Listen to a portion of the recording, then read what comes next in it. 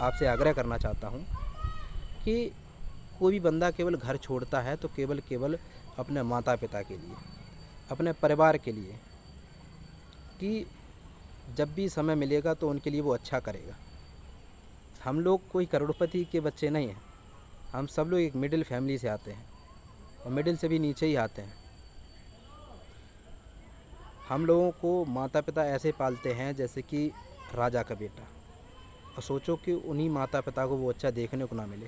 मैं इस वीडियो के माध्यम से अगर आपको मेरे द्वारा कहे गए कोई भी शब्द या कोई भी वाक्य अगर बुरा लगा हो, मैं किसी को सर, ना ही मेरा कोई संगठन है, ना ही मैं किसी राजनीतिक पार्टी से जुड़ा हुआ हूँ।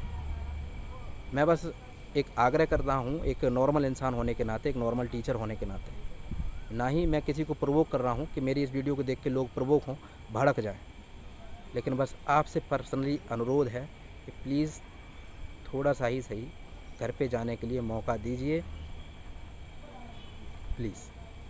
और सर एक बात और है कि सब लोग पता नहीं क्यों आपसे डरते हैं, जबकि आप भी एक इंसान हैं।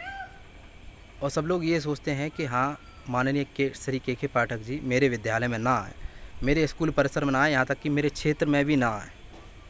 पता नहीं क्यों डरते हैं। लेकिन सर मैं आज आपको अपने स्कूल में आने के लिए आमंत्रित कर रहा हूँ। जब भी आप ये वीडियो देखें, आप एक बार मेरे स्कूल में ज़रूर आइए,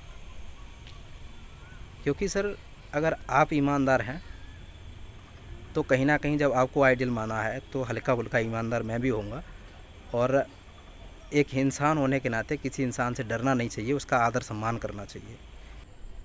किसी की बहन बीमार है, किसी की वाइफ की डिलीवरी होने को है, किसी के पापा को कैंसर है, किसी की मम्मी को ये प्रॉब्लम है, माननीय श्री के पाठक जी को मेरा चरण स्पर्श, और मैं नमन करता हूँ आपके चरणों में।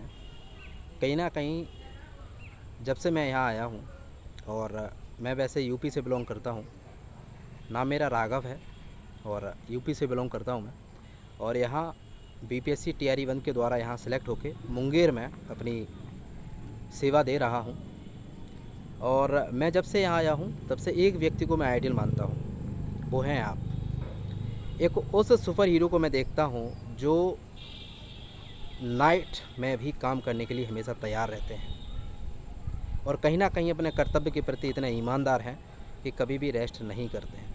ये मैंने देखा है। और कहीं ना कहीं आपके इस कार्य से कहीं ना कहीं बिहार का शिक्षा का स्तर यहाँ से यहाँ पहुँचा है। ये वीडियो केवल माननीय श्री के पाठक जी के लिए है। और आज मैं ये जो आपसे आग्रह कर रहा हूँ, एक टीचर होके नहीं, एक नॉर्मल इंसान होके बात करूँगा मैं। और वैसे मैं पीआरटी टीचर हूँ और नॉर्मल सा। तो एक छोटा सा आग्रह है कि सर, मैं मानता हूँ कि कहीं ना कहीं कुछ ऐसी चीज़ें थीं, चाहे टीचर्स की कमियाँ मान लीजिए, चाहे इस स्टेट का एक सिस्टम थोड़ा सा मान लीजिए, जो कहीं ना कहीं शिक्षा का स्तर नीचे था। और आपने और माननीय श्री अतुल प्रसाद जी ने बहुत सारी अच्छे प्रयास करके और इसको यहाँ से यहाँ लाने का प्रयास किया है। आप दोनों लोग मेरे आइडियल हैं, और मैं हमेशा ही कहता हूँ कि हाँ, इन दो लोगों जैसे ईमानदार व्यक्ति चाहिए जो कहीं ना कहीं हर चीज़ में इसको यहाँ से यहाँ ले जाने में मदद कर सकते हैं। और हाँ, आपके द्वारा किए गया हर कार्य कहीं ना कहीं सफल होता है।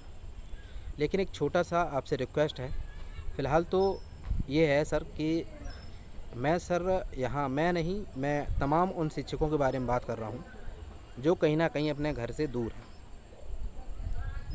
और मैं वैसे यूपी से हूँ, और भी लोग हैं, हम बिहार से ही बात कर लेते हैं। बिहार के कोई इस छोर से उस छोर पे हैं जो अपने घर से दूर हैं।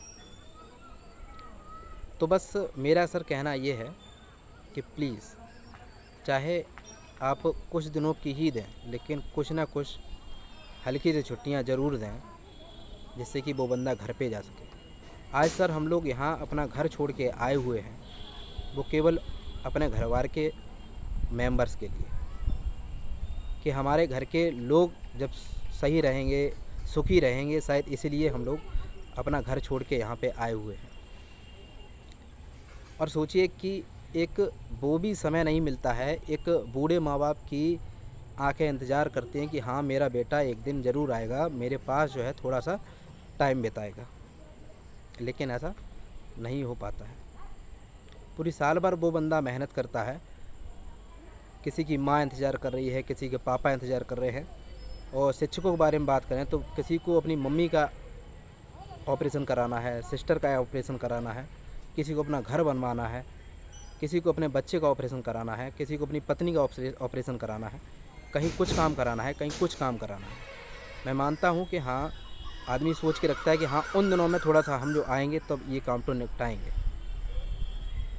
तो बस मेरी थोड़ी सी ये दरख्वास्त है कि सर प्लीज़, आप चाहें तो, मैं हाथ जोड़ रहा हूँ आपके आगे, आप चाहें तो कुछ दिनों की ज़रूर छुट्टियाँ दें। क्योंकि अब सोचिए, एक माता पिता के लिए ही कहीं ना कहीं माता पिता ने ही हमें पढ़ाया और उस लायक बनाया कि हमने यहाँ पे पढ़ाई के साथ साथ यहाँ सिलेक्शन लिया और जॉब ली। अब सोचिए, क्या उनका ये हक नहीं बनता है कि क्या मेरा बेटा मुझसे 2 दिन 4 दिन 5 दिन 10 दिन के लिए मेरे साथ रहे, मेरे पास बैठे, मुझसे पूछे हाँ बेटा कि आपने, हाँ मम्मी पापा आपने खाना खाया या नहीं खाया, आपने दवा खाई या नहीं खाई। ये सब उनका हक है और वो कहीं ना कहीं संभव तभी हो पाता है जब कहीं ना कहीं घर पे पहुँचे।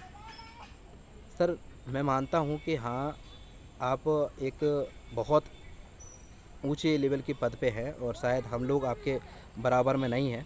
और जो भी खैर आप सोचते होंगे, हमारी सोच में और आपकी सोच में बहुत ज़्यादा फ़र्क होगा।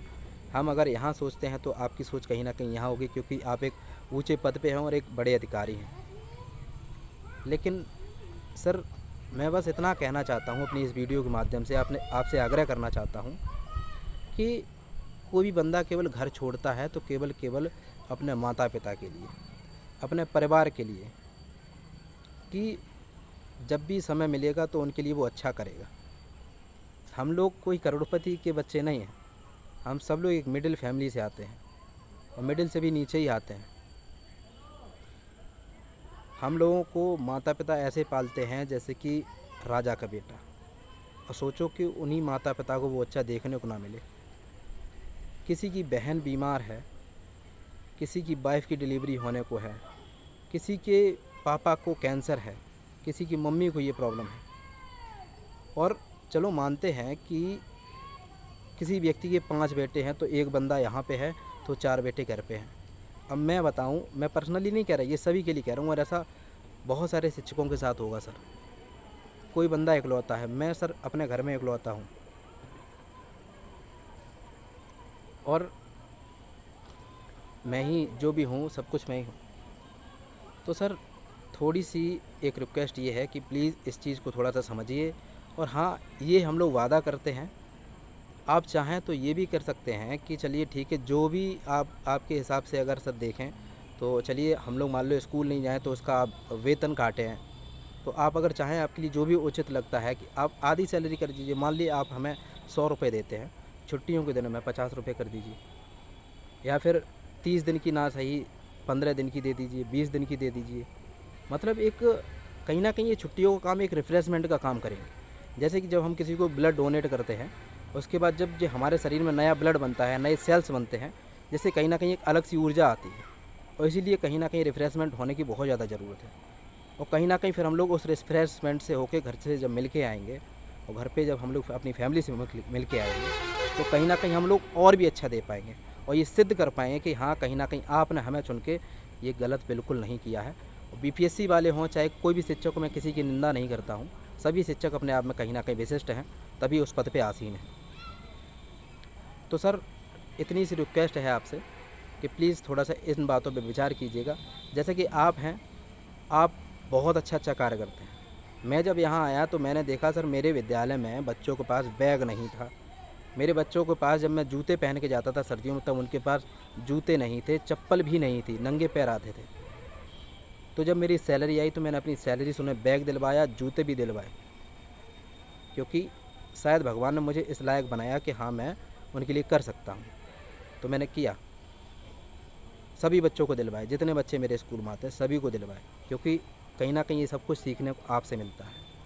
तो प्लीज़ सर, आपसे एक छोटी सी रिक्वेस्ट है कि इस मुद्दे पे थोड़ी सी आप थोड़ा सा सोचे विचारें कि सर देखिए, कोई भी इंसान कहीं भी चला जाए, लेकिन अपनी परिवार को ऐसे मान चलिए इतना आप ज़रूर कनेक्शन बनाए रखने दें। हम ये नहीं कह रहे कि बिहार है ये किसी अन्य राज्य से हम तुलना नहीं कर रहे हैं कि हाँ कोई कैसा राज्य है। हमें जहाँ से भी अपने भारत देश की सेवा करने का मौका मिले हम तैयार हैं, और कहीं ना कहीं बहुत अच्छा करके दिखाएंगे। मेरे स्कूल में सर ग्राउंड नहीं है, अच्छी क्लास नहीं है, फर्श नहीं है, अच्छा बोर्ड नहीं है। जब मैं लिखता हूँ तो उसकी चौक नीचे गिर जाती, इतने गड्ढे हैं। मेरा फर्श अच्छा नहीं है, लेकिन तब भी मैं उन्हें बच्चों को डांस कराता हूँ, हर एक्टिविटी कराता हूँ जो कहीं ना कहीं एक कॉन्वेंट स्कूल में होती है।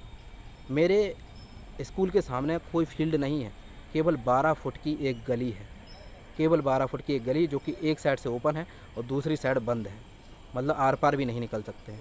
लेकिन उस 12 फुट की गली में मैं इतनी सारी चीज़ें करा देता हूँ जो शायद 12 बीघा के खेत में नहीं हो पाएंगी। तो कहीं ना कहीं सर हम हैं, चाहे कोई भी शिक्षक हुआ, अपने कार्य को बहुत अच्छे ढंग से कर रहे हैं।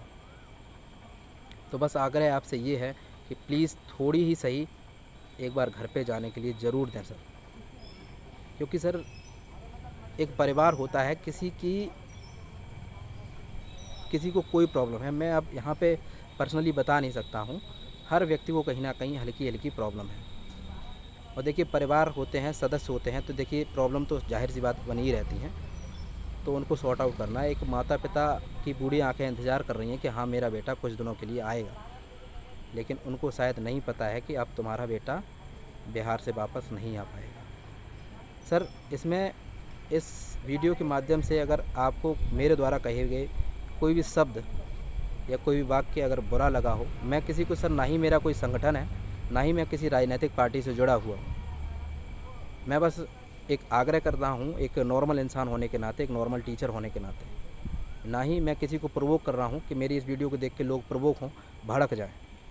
लेकिन बस आपसे पर्सनली अनुरोध है कि प्लीज़ थोड़ा सा ही सही घर पे जाने के लिए मौका दीजिए, प्लीज़। Thank you sir. और अगर मेरे द्वारा किसी भी शब्द को ऐसा हो कि बुरा कुछ हो या फिर आपको हर्ट हुआ हो किसी प्रकार से, तो आप जो चाहें कर सकते हैं। ठीक है, thank you so much sir. नमस्कार। चरण स्पर्श सर।